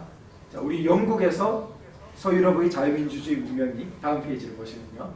싹 트고, 영국의 우리 필그림 파더스 유명하죠. 미국의 국부들은 영국의 청교도들이 와서 이 전통이 있던 것을 이어받아서 영국의 보통법 전통, 영국의 어떤 청교도 전통 모두 이어받아서 미국의 건국이 있게 됩니다. 자, 그런 미국 그 영미 문명의 정수를 체득한 분이 이승만. 그래서 이승만 대통령이 건국기념사 같은 데 보면은 민주정체의 요소는 개인의 근본적 자유를 보호하는 것입니다. 이렇게 말하고 있어요. 지금 들어도 압권입니다. 개인이란 말, 개인의 근본적 자유를 이렇게 말합니다. 그러니까 민주정체의 다수결이었죠. 그런 말 하지 않아요. 자유민주주의의 핵심을 그냥 팍 때립니다. 한 문장으로. 그만큼 영미 이 자유민주주의 문명에 아주 그 정통했던 분이고, 한편으로 건국기념사에서 태극까지 이야기해요. 그 이승만 대통령은 사실 과거 시험을 20세까지 준비하다가 과거 시험이 없어지면서 배제학당 가신 거예요. 근데 이승만 대통령 스승이 당시 대사원이라고 우리나라 한학의 아주 그 정통 대제학, 대사원 이런 그런 분께 배웠어요. 그러니까 건국기념사에서 뭐라 말하냐면 공산주의자들은 늘 분열하고 사람들을 싸움을 붙인다. 그러나 우리는 고래로 태극의 융합의 정신을 받았다. 이래 우리 국기가 상징하는 태극을 서로 융합하는 것으로 그렇게 공산주의와 대립시킵니다. 그처럼 동서양을 결합한 사람은 아마 그 당대에 거의 없었을 거예요. 뭐 희귀한. 그래서 그런 분이 우리 대한민국의 건국자였기 때문에 정말 대한민국은 복받은 거죠. 건국자의 그 높이가, 그 바라보는 지평이 정말 높고 아주 넓고 깊었습니다. 그래서 이 대한민국은 서양의 가장 뛰어난 문명 요소, 동양의 아주 좋은 문명 요소를 같이 가지고 이제 아시아 대륙의 교두보로 이렇게 딱 온 거예요. 그런데 한반도 전체에 확장이 못 되고, 그 다음을 보시면은 이 프랑스, 소련, 북한으로 이어지는 갈수록 퇴화해요. 프랑스보다 소련이 좀 더 악화되고, 소련으로 비교해보면 북조선은 상황이 훨씬 악화됐죠. 그러한 모습이 됐습니다. 자, 그 다음 러시아 혁명, 그 다음에 이제 북조선, 이렇게 지금 북조선은 완전히 반인도 범죄 체제, 세계 가장 극악한 체제, 세계 정상 국가들이 모두 우려하는, 해킹해가지고 모든 금융기관의 돈 강도랑 다름이 없죠. 그래가지고 그거 가지고 또 국민들 뭐 주는 것도 아니야. 뭐 그거 가지고 뭐래요? 그거 가지고 핵 개발. 그리고 핵 개발을 해서 만약에 핵이 손에 쥐어지면은 이거는 테러 집단에게 핵이 쥐어지는 거에 거의 준하는 사태가 되기 때문에 전 세계적으로 가장 우려스러운, 손꼽는 1, 2위를 다투는 그러한 상황을 맞이하고 있죠. 그게 우리나라의 대치 상황입니다. 자, 그 다음 이제 맞춰갑니다. 이렇게 문명 전선이 최전선을 형성하고 있습니다. 자, 그 다음에 우리 대한민국은 그래서 이런 계승을 통해서 자유문명이고, 북한은 폐기하면서 다 자발적인 어떤 협력장까지 다 폐기되어 버렸어요. 그 다음에 그게 이제 시장의 힘인데요. 그게 이제 우리가 흔히 시장을 수요 공급으로 효율적인 것만 설명하는데, 사실 이후에 발전한 경제학은 그 이상을 말합니다. 왜 시장이 승리하냐? 시장은 보통 사람들의 지식까지 활용합니다. 그러니까 예를 들어 어떤 목수가 목재의 결을 잘 다룹니다. 책에 나오는 얘기입니다. 그러면은 그거는 뭐 대학에 있는 교수가 아는 게 아니에요. 그런데 그 목수의 목재의 결을 잘 다루는 것이 어떻게 활용될 수 있나요? 시장을 통하면 활용이 됩니다. 왜냐하면 그 목수가 인정받고 그 목수의 제품이 비싸게 팔리고 이러면서 기술이 전수되고, 이처럼 보통 사람들에게 흩어져 있는 다양한 지식을 소통시키고 활용할 수 있는 제도가 시장 제도이기 때문에 시장 제도가 승리한다, 이렇게 보고 있습니다. 그런 시장 제도의 발전은 그러니까 점진적이고 진화적인, 교통적이고 소통적인 것일 수밖에 없다. 이런 핵심을 이승만 대통령은 독립정신에서 이미 간파했다고 보고 있습니다. 이거 독립정신 1904년 벌써 한 30세 때 간파했습니다. 자, 그 다음에요. 근데 공산주의자들은 아까 보시면 한 페이지 조금 넘어가면요, 자기들은 합리성을, 그 전입니다, 그 신봉한다고 하면서 인간이 계획적으로 다 통제할 수 있는 것처럼 하지만 사실은 오만이죠. 그래서 안 되고요. 자, 미국 독립선언서에 나오는 이런 천부인권적인 것이 우리 대한민국 헌법의 불가침의 기본적 인권이라는 조항으로 이렇게 이어집니다. 불가침의 기본적 인권. 이게 양도할 수 없는 권리라는 미국의 천부인권적 표현과 아주 상통합니다. 그 다음에요. 자, 그래서 오늘 우리가 돌아본 네 가지 주제가 나와 있습니다. 1. 같이 읽어볼까요? 시작. 독립세력 중 국내 실력 양성파와 미국 자유민주 세력이 건국을 주도했다. 2. 같이 또 읽겠습니다. 1.2에 민법 등 근대적 제도가 도입 시행되었다. 3까지 같이 읽겠습니다. 대한민국은 1988년까지 건국과 호국, 산업화, 민주화라는 나라 만들기 과정을 성공적으로 수행했다. 네, 4는 방금 본 이제 대립입니다. 점진적 자유문명과 전복적인 기술 야만의 문명 전쟁의 대립이다. 자, 그 다음에 넘어가 보겠습니다.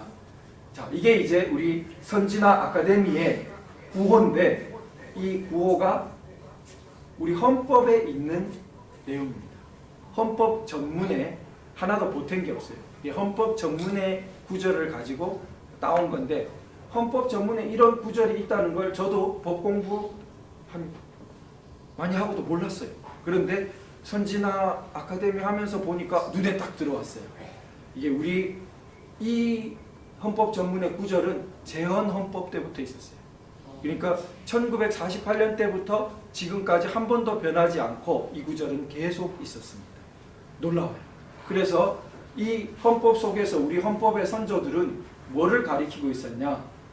하나 보시면은 각인의 능력을 최고도로 발휘한다. 몇몇 사람의 천재만 최고도로 발휘케 하는 것을 의도하지 않았고, 모든 사람, 이 땅에 태어난 모든 사람이 모든 영역에 있어서 각인의 능력을 최고도로 발휘케 하도록, 그렇게 우리 체제가 가도록 명령하고 있습니다. 그래서 그거를 계승하고자 하는 것이 선진하고 선진화 아카데미라고 보여요. 자, 그 다음에 또 보시면은 그렇게 하자면은 이어지는 건데, 우리들과 우리들의 자손의 안전, 자유, 행복. 이것도 보시면 안전은 동물도 바라는 바예요. 자유는 인간만 있습니다. 행복은 미국 헌법에 나오지만 사실은 아주 그냥 단지 우리가 감정적으로 느끼는 행복 정도가 아니라 사실 영적인 행복까지 생각한 거라고 그래요. 이 아리스토텔레스라든지 이런 철학의 영향을 받아가지고 관조적인 행복, 인간의 영혼이 행복한 상태. 그래서 동물적인 단계도 필요해요. 우리가 생물이기 때문에. 그 다음에 인간의 고유한 단계, 그리고 인간의 아주 초월적인 단계까지 한마디로 다 요약해놨어. 안전과 자유와 행복을 어때요? 영원히, 그냥 잠시 누리고 말면 안 되고 영원히, 우리 후손들이 영원히 확보할 것을 다짐한다. 이렇게 감동적으로 헌법은 이렇게 가리키고 있는데, 우리가 잊고 있었기 때문에 위기가 온 게 아닌가, 그렇게 생각됩니다. 그래서 우리가 매번 수업 때마다 이제 요거를 되새기고 마치거든요. 그럼 제가 이제 그거를 외치면은 최고도로 발휘케 한다. 제가 먼저 외치고 나면은 그거를 두 박자죠. 최고도로 바리칸다. 이렇게 3번 후창을 해주시면 되고, 밑에는 영원히 확보할 것을 다짐한다. 이게 3박자. 그거를 3번 따라해 주시면 돼요. 제가 먼저 풀로 한번 외치고 그 다음에 그 줄친 부분만 3번 후창해 주시면 되겠습니다. 하나, 우리는 모든 영역에 있어 각인의 능력을 최고도로 발휘한다. 최고도로 발휘한다. 최고도로 발휘한다. 최고도로 발휘한다. 네, 감사합니다. 자, 마지막입니다. 하나, 우리들의 자손의 안전과 자유와 행복을 영원히 확보할 것을 다짐한다. 영원히 확보할 것을 다짐한다. 영원히 확보할 것을 다짐한다. 영원히 확보할 것을 다짐한다. 감사합니다.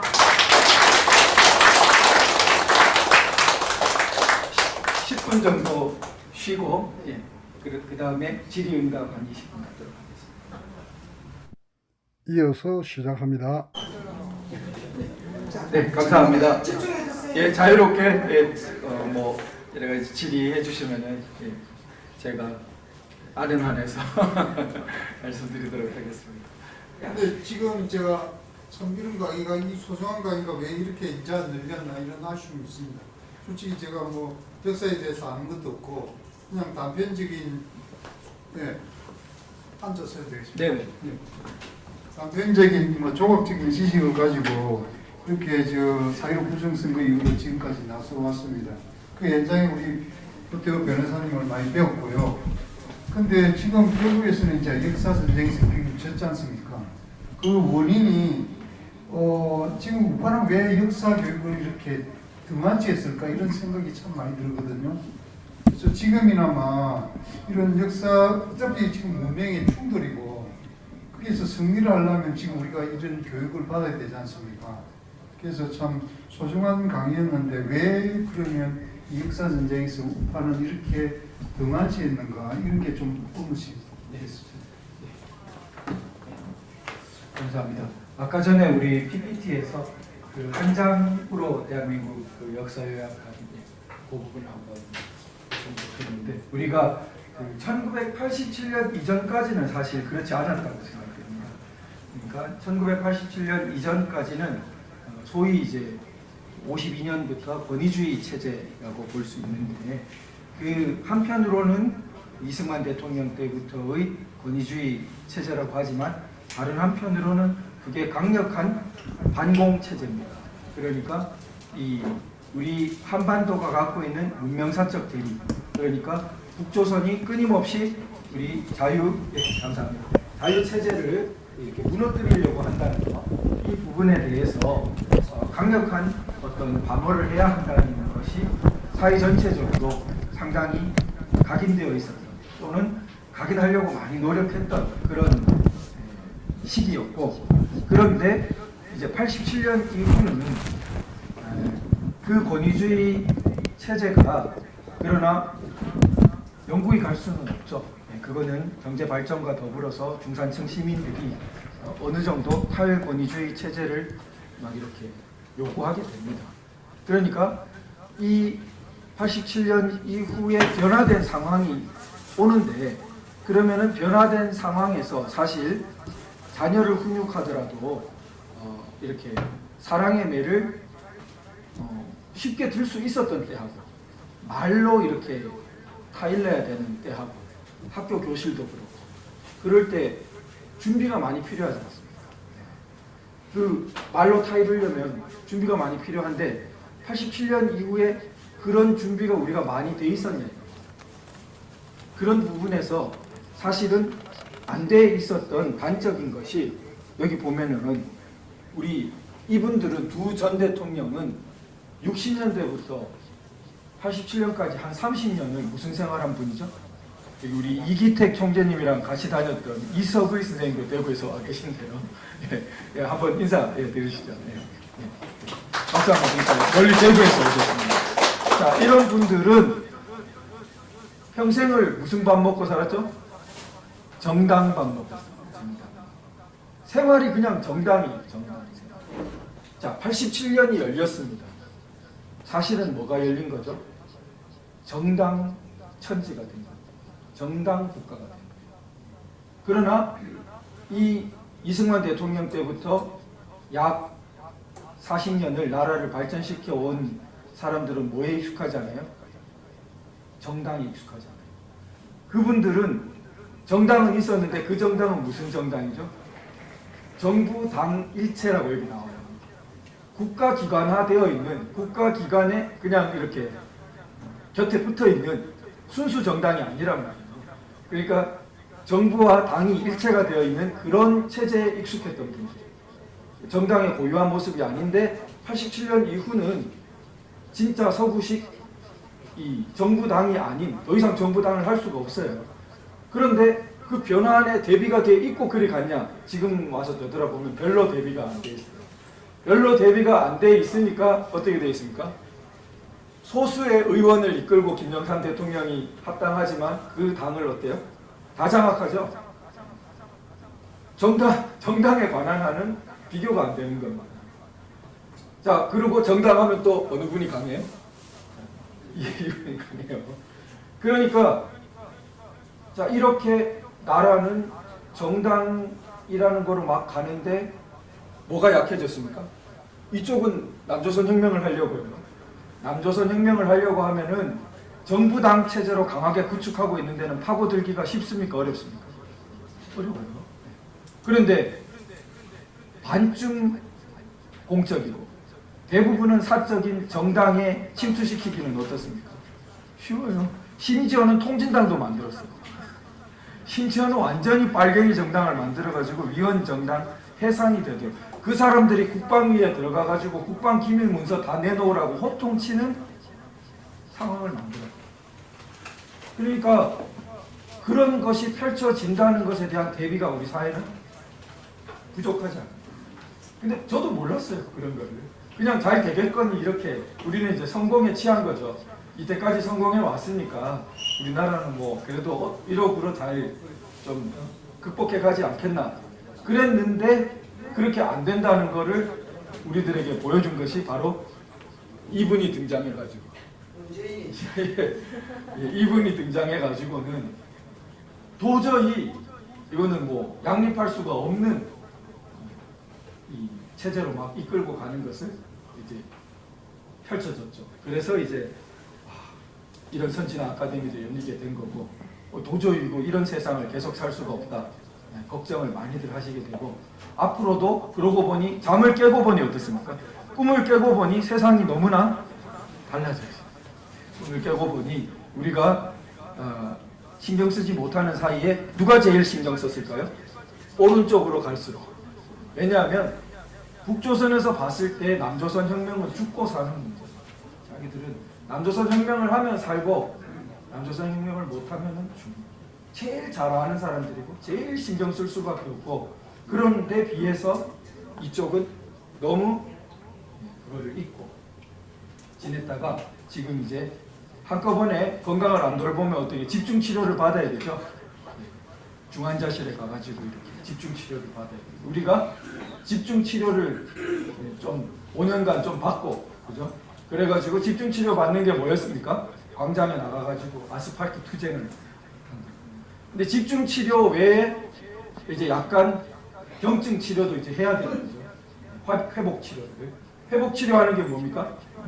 이 책 읽고 공부하는 겁니다. 그래서 이 중환자실에만 있으면 안 돼요. 우리가. 그래서 회복 치료를 해야 됩니다. 그래서 건강해져가지고 전쟁에서 이겨야 돼요. 자유, 승리.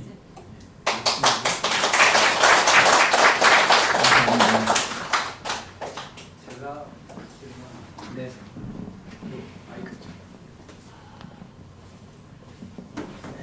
선생님의 강의를 들으니까 지난 우리가 학창 시절에 배운 그 역사가 회상이 됩니다. 그래서 우리 세대에서는 어렴풋이나마 이 대한민국에 지나온 역사를 교육과 우리 자신이 겪은 그 현실 때문에 알고 있습니다. 그런데 제가 젊은 사람들하고 이래 대화를 해야 하다 보면 젊은 세대에서는 우리나라의 역사, 현실 전혀 감지 못한 사람이 거의 많아요. 그래서 제가 이거는 역사적인 질문이라기보다는 이 교육이 참 좋은데 우리 세대보다는 앞으로 젊은 세대를 좀 이끌어서 교육을 해 주시는 그런 계획이 있는지 없으면 그렇게 해 주십사고 건의를 드리고 싶습니다.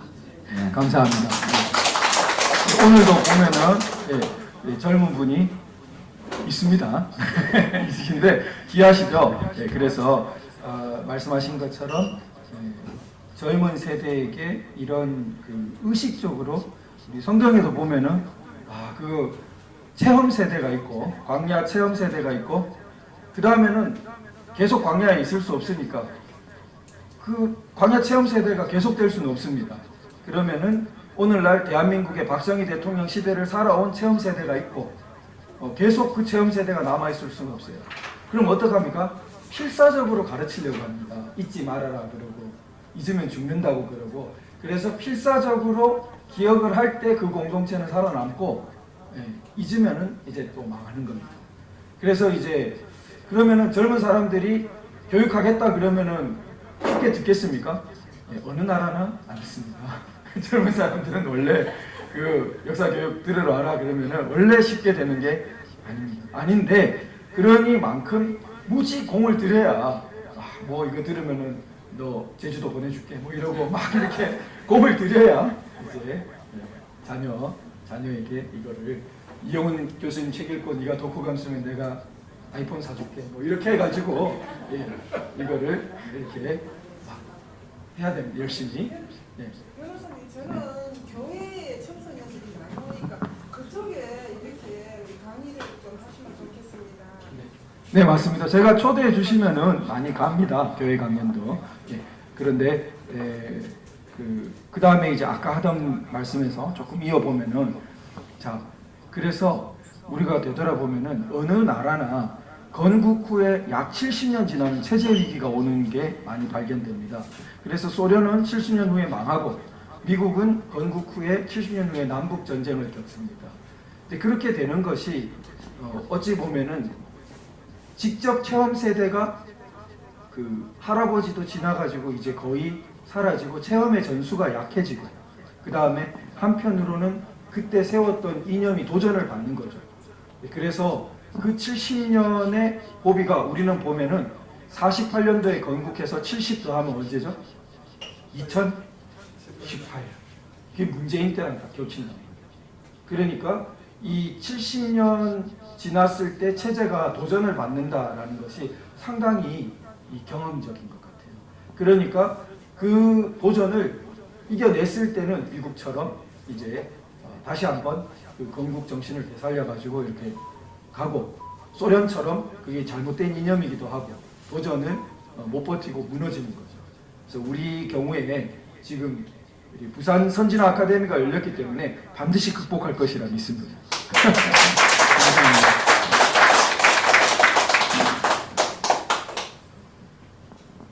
다음 주에 강의하실 주제를 좀. 네네네.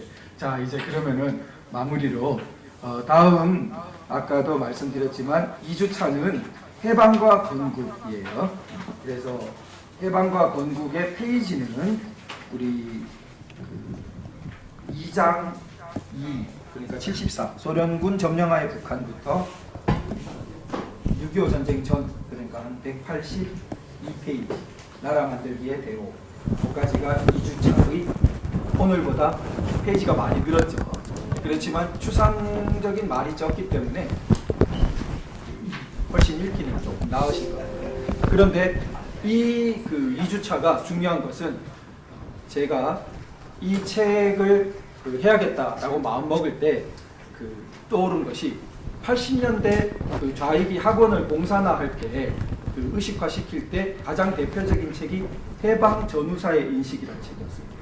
그래서 80년대 젊은이들을 가장 의식화시키는 그 입구이자 근본이 해방 정사의 인식이라고 해서 소위 이 48년 해방 건국 있던 이때에 좌우 합작 노선이 맞았고 이승만이 틀렸다. 이렇게 해서 이제 대한민국을 부정하는 방향으로 처음부터 북한이 맞다 그러면은 거부감을 가지니까 처음에는 김구가 맞다 이렇게 하는 거예요.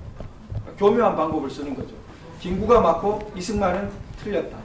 그래서 김구가 뭡니까? 좌우 합작 노선 마지막에 북한이랑 남북 협상해야 됩니다.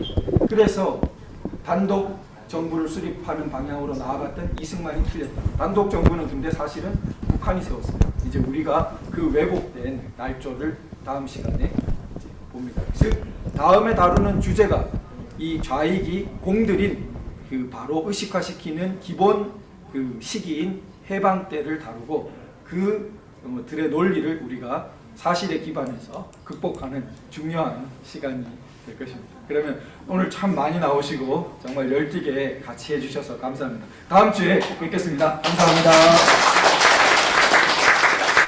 이어서 진행됩니다.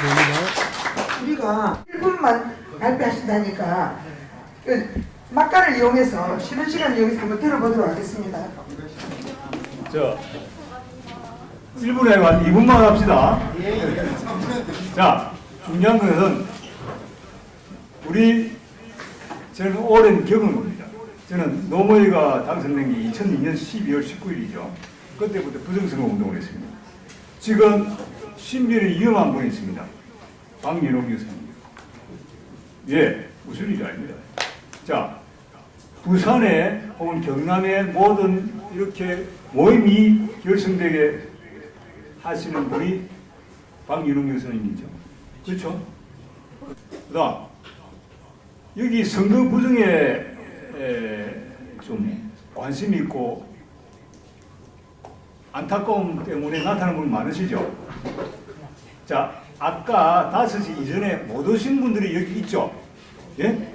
여기 있죠? 그래서 제가 딱 2가지만 말씀드립니다.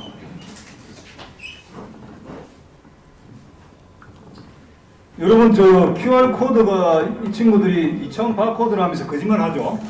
그렇죠? 네. QR코드가 2000 바코드입니까? 아닙니다. 암코드. 자, 여기 바코드죠? 예?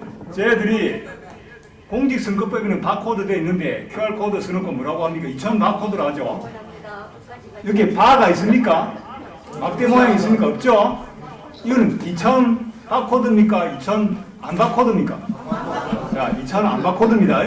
2000 바코드란 말이 거짓말입니다. 그러면은 뭡니까?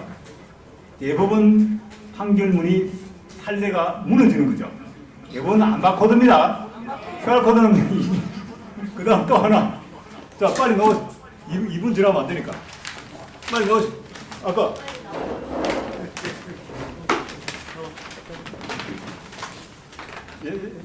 딱 이거 두 분. 자, 여기에 2010년도 서울시 송파구 개표당 배치도입니다. 네? 이 당시에 전자개표기 24대 썼고 구제자 투표 이렇게 3라인이 있었습니다. 개표 참관인이 뒤쪽으로. 자, 전자개표기를 24대나 썼습니다. 교육감 선거 6개 빼고 나면은 18개, 요거 3개 하면 21개의 개표 라인이 작동했습니다. 요것과 인천시 옹진군 전자개표기 2대 썼습니다. 2010년도 지방선거. 자, 24개 선거과 전자개표기 2대 선거 시 개표 참관인 숫자가 같아야 됩니까? 달라야 됩니까? 근데 같았습니다. 지방선거 8명. 그럼 개표 참관 됩니까? 개표 참관의 목적은 개표 감시입니다. 그렇죠? 그러니까 지금 우리나라 선거가 전자개표기를 10대 쓰든 20대 쓰든 혹은 1대 쓰든 2대 쓰든 개표 참관인이 동일하다. 그런데 개표 참관인이 개표 감시 됩니까? 안 되죠. 이게 중요합니다. 오늘 제가 말씀드리고 싶은 것은 개표 창간인이 불능 상태에 있다. 왜? 전자개표기는 10대 20대 쓰면서 개표 감시하는 개표 창간인은 동일하게 지방선거 8명, 대통령선거, 국회의원 선거 6명. 안 되죠? 제도 바뀔 수 있죠? 잠시, 그리고 QR코드는 2차원 바코드입니까? 아닙니까? 안바코드, 2차원 안바코드. 자, 우리 황윤홍 유사님 시면 중요합니다. 무슨 말씀을 하시는데, 근데 이세진 원장님 12월 20일 선거 기일 그거는 뭡니까? 지금 선거 기일이 났어요. 오늘 우리가 그 재판 그거로 인해서 그동안 선거 미뤄왔잖아요. 왜 그래 됐냐면은 우리가 일사부재의 원칙이라는 게 있죠. 재판 한 번 하면 똑같은 재판을 두 번 할 수 없죠. 우리 재판하는 데 있어서 증거조사도 마찬가지예요. 증거조사를 완료하고 나면은 또다시 증거조사를 할 수가 없어요. 그 증거조사는 그대로 가야 되는 거예요. 그렇죠? 일사부재의 원칙이 증거조사에도 적용되는 겁니다. 오늘 어떤 일이 있었냐면은 우리가 재판에 있어서 증거조사를 다 완료했는데 검찰이 그 증거를 신청을 처리하니까 재판복을 받아들인 거예요. 그건 뭐냐면 증거인멸죄예요. 증거인멸죄를 했기 때문에 우리가 오늘 재판을 거부하고 나왔어요. 그러니까 이놈들이 12월 20일 날 선고하겠다고 나왔어요. 오늘 내가 딱 대법원 사이트 들어가서 보니까 12월 20일 날 선고하겠다. 그것도 보통은 오후 재판이 2시부터 해당되는 거, 오후 2시 14시부터 하는데 13시 30분에 딱 돼 있어요. 은폐리 재판하겠다 이거죠. 근데 얘는 사법부의 일부 세력, 부정선거 세력은 부정선거 세력이 사법부의 핵심을 차지하고 있어요. 그래서 저희들한테 우리가 16대 대선 부정을 입증하는 증거를 자꾸 내놓으니까 16대 대선은 누구죠? 노무현이죠. 노무현 부정선거부터 전자개표를 사용했고 그게 지금 계속 이어져 나오는 거예요. 우리가 지금 근본을 흔드니까 이때까지 재판을 못했어요. 2012년부터 했어요. 2012년부터 재판했는데 작년 재판장은 류승우 판사였어요. 우리 재판 한 번도 안 했어요. 예, 재판이 성립하지 않으니까. 근데 요번에 김태엽이라는 애가 내려왔는데 김태엽이는 누구냐면은 지난 대선 때 윤석열 후보 부인 녹취록을 공개하라고 결정했던 친구였어요. 서울 남부지방법원 수석부장까지 했던. 그 친구가 지금 내려와서 오다 받고 내려온 것 같아요. 택도 없는 재판을 했었는데 선고까지 하겠다 이거예요. 그래서 우리가 오늘 사실 재판 거부하고 나왔어요. 왜? 저희들 시나리오는 정해져 있으니까. 그리고 공수처에 우리가 증거인멸죄로 고소를 했어요. 그리고 우리는 증거 거부하고 재판 자체를 거부하고 나오니까 2주 뒤에 선고하겠다. 근데 그게 뭐 2달 뒤, 6개월 뒤 하든 말든 사실은 결론은 똑같은 거예요. 터질 건 빨리 터지고 싸워야 돼요. 그러니까 오늘은 이상하게 막 두 가지가 아주 중대한 우리 도태우 변호사님 강의도 중요하고 오늘 또 재판장에 같이 참석하셨던 이 부분도 중요하고 좀 많이 복잡하고 헷갈리시죠? 그러나 중요한 자리에 앉아 계시는 겁니다. 우리가 역사의 증인이 안 되겠습니까? 그렇죠? 12월 20일 선고 기일 무죄 판결 날 수 있도록 지금부터 우리가 기도합시다. 네, 반드시 이길 겁니다. 자, 이기자! 이기자! 네.